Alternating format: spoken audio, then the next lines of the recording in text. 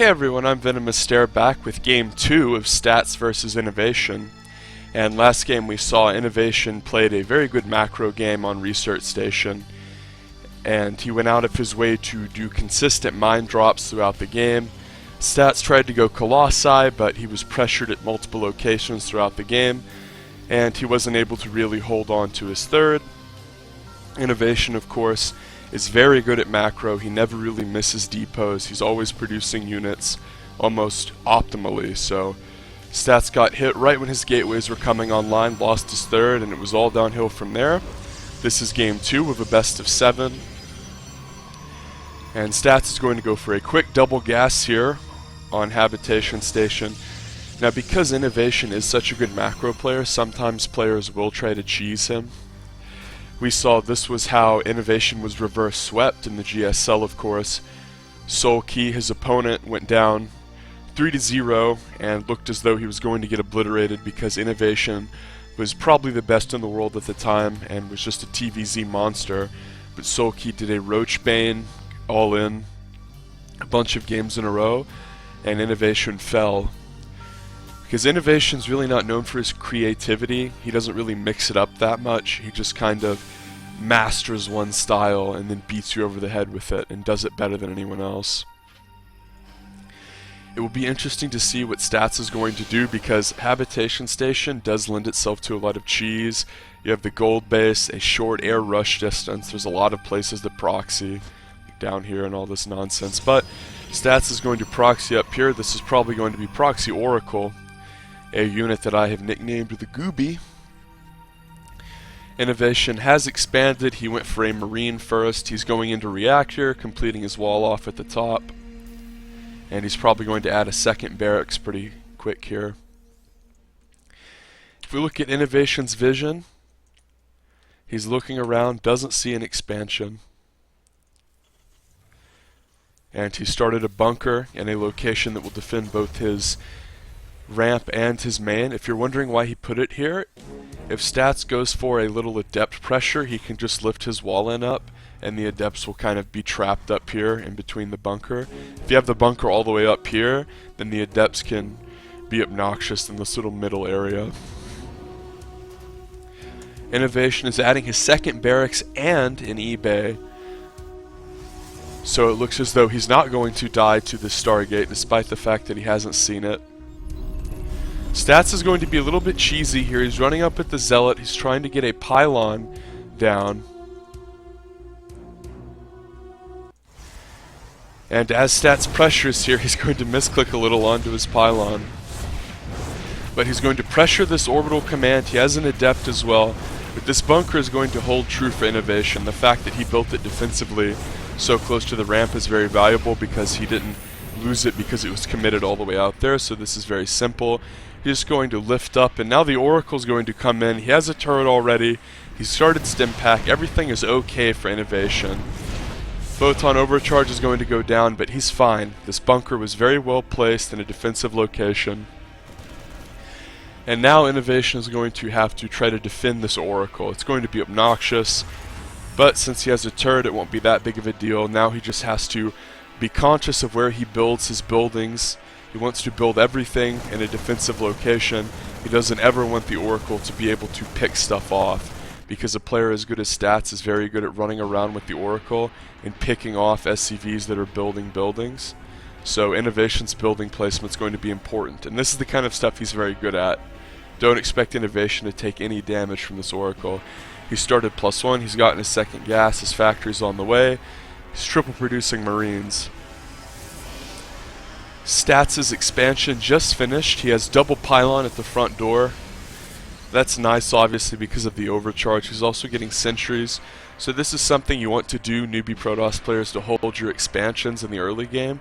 If Terran goes for these Marine-based pushes, especially with Stim, sometimes with Stim and +1, if you have Force Field to hold your ramp, you can split the army in half, fire up the overcharge, pretty much make them waste their army. Innovation's not like to charge up into a ramp with Force Field, though. We can see he's moving his army around perfectly to prevent this Oracle from doing any damage at all. And because his defense is so good, Stats is not even making anything out of his proxied Stargate. He's not making a Void Ray or Phoenix or anything. He's given up on it completely. Innovation's going to do a Swapperoo so he can double produce Medivacs. And there we go, finally a little bit of damage. The first kill. Think about how long this Oracle's been in the game and the fact that it was not scouted and proxied. It just now got its first kill. That's how clean Innovation is. Stats again is going into robotics. This is something he did last game. Was he went for a bit of a tech build with Stargate. Of course last game he opted for a lot of Phoenix, and then he went into Robo. This game he's elected to skip the Twilight. Of course he does not have a third base either. It's much harder to defend your third base on Habitation Station than it is on Vanny Research Station. He's going into Robo Support Base, so Colossi are going to be the choice for stats. It's actually very bad to get supply blocked right whenever your Colossi start because it's so important to your comp, but we can see that only lasted for like a couple seconds. Stats did do a little bit of a revelation here, so all of these units are being seen for stats, and he's going to be a little bit obnoxious and snipe another unit. But this Oracle would have ripped apart a lesser player. Innovation's going to fly into the main here with the drop, and the Colossi is about halfway done. No Thermal Lance, and it hasn't been started. Innovation's going to pressure the front door while he drops the main, and you have to decide. It's like a choose your own adventure book, and if you choose the wrong one, you lose all your probes. Innovation's going to pull back on both fronts. Stats does a nice little defense. Adepts just shred Marines, guys, they really do, because they do bonus damage to light units. And if we go to the upgrades tab, these are non-combat shield Marines, so they actually die extremely quickly. So Oracle is going to fly in and be obnoxious. It kills an SCV, but it will be deflected again. Innovation's probably going to take a third pretty quick. This is the difference between a good Protoss player and a great Protoss player. As a great Protoss player, even whenever the Terran does an excellent defense of the initial Oracle, you don't lose it. You keep it alive, you continue to be annoying, you do Revelation, you harass, maybe even Stasis Wards. An inferior player would have lost this already.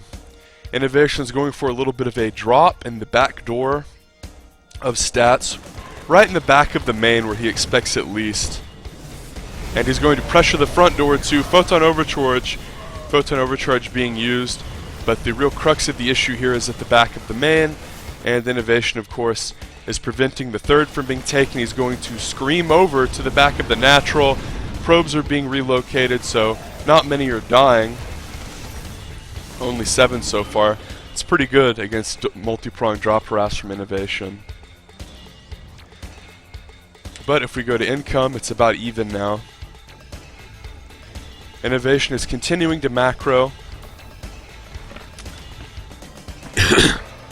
adding on a starport, and by starport I mean a second starport. Notice he's preemptively added it on to a reactor, so he's going to be able to get a phenomenal little production spike to counter this one Robo Colossus tech. Although at some point Stats is going to want to tech into Disruptor. Obviously he already has the Bay, but he's going to want to build the army. As we see, Innovation does a drop and then pressures the third at the same time.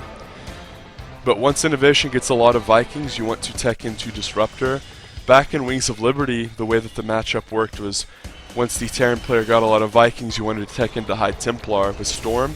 Now this is still viable, but it's much easier just to do it the aforementioned way. And go Disruptor because you already have the tech. We can see Twilight Council is not even out here, so Storm is a long way off. I doubt he's even going to go for it. 2 Liberators are going to get sieged up, and these obliterate workers. 3 die, and an Observer is out here, but Innovation can start to pressure.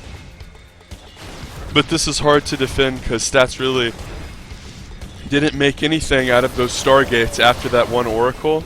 So he doesn't have Phoenix to deal with this, and now he's just going to have to take the damage because he actually wants to mine. And a scan going down, an Observer dying.